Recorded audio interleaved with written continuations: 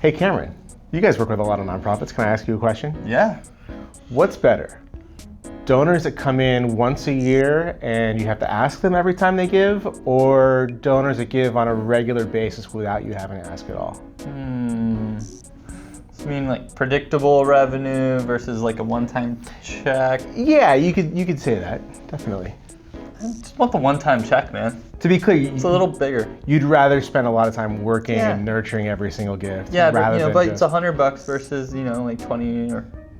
Okay, but you realize that there are 12 months in the year. So if somebody gives $20 every single month, it adds up to quite a bit more than just the $100 gift that you mentioned. All right, well, let me hear you out on that. All right, we're talking about recurring donations, Okay. which are an amazing way for nonprofits to raise money. I've heard about them, yeah. What have you heard? I've heard good things, actually. Good positive things? Yeah. Positive things? Yeah. Well, where should we start? Should we start with the We numbers? should start why every nonprofit needs to be thinking about an effective recurring giving program. Oh, that's a good idea. We should start there. I'm really excited. We have Mike Spear here. He's one of my long-term friends, colleagues, has been in the social sector for a really long time and has recently launched a company called Moonshot.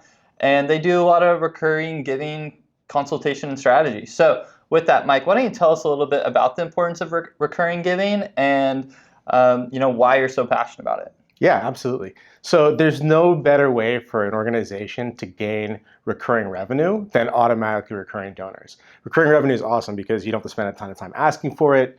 It adds up to a greater amount of money overall over the lifetime of the donor.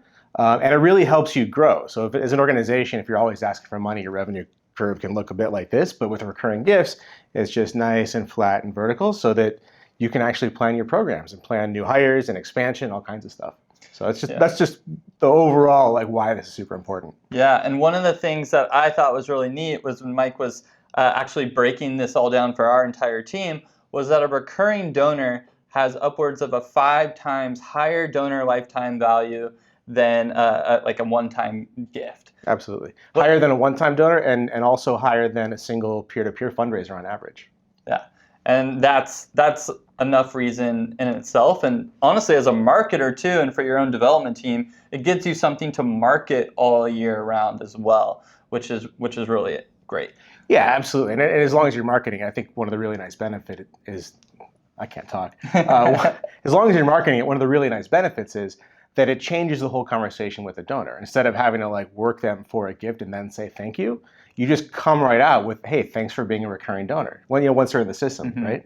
So just begin with a thank you, then you can be real transparent, talk about why their gift is important, talk about what it's done for the organization. And as you build that relationship, they feel great about the call. And you can just ask, hey, would you mind increasing this gift 25% this year? Here's what else we can do with it. Yeah, so talk us through a little bit, what makes a great recurring giving program?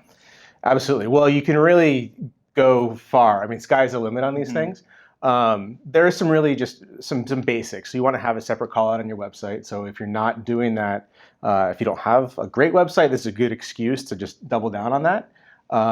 But just at the very least, make sure that you have an online donation form that's capable of accepting automatically recurring monthly gifts. That's number one. That's very basic. That's something that any organization should be able to do.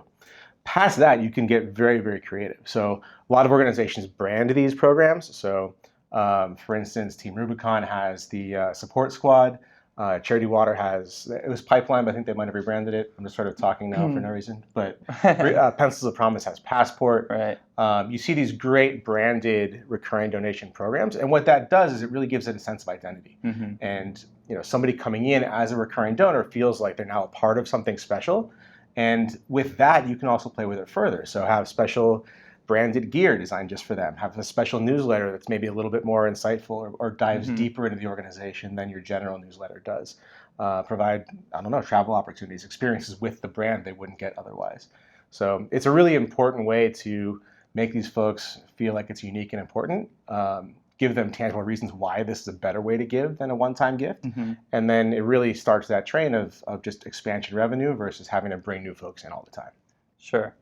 Yeah, I mean, I'm personally a big advocate, and I feel like a lot of organizations get it, and they have, we have the one-time versus recurring option on our form, but it just takes that, commitment to coming up with something creative, coming up with something that stands out that you can offer your supporters and kind of let them, upgrade their investment and honestly feel more invested, and then you can steward them that much more effectively. So what are some great ways to start that process and just get started, ideating and diving into getting a recurring program off the ground? Absolutely. So if you're not doing this today, do not wait. Just make sure that you have at least that option on your website to be able to do it. Sure.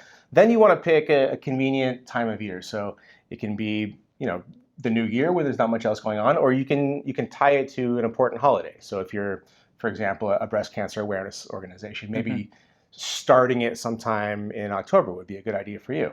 Each cause has its own month or a holiday of some kind. That's a good reason to do it. Or if you're inspired by a person in your community, if they have an anniversary or you're, mourning their passing or some sort of prominent date, you can hang it on that as well. And that's kind of when you want to build a specific campaign to attract new recurring donors.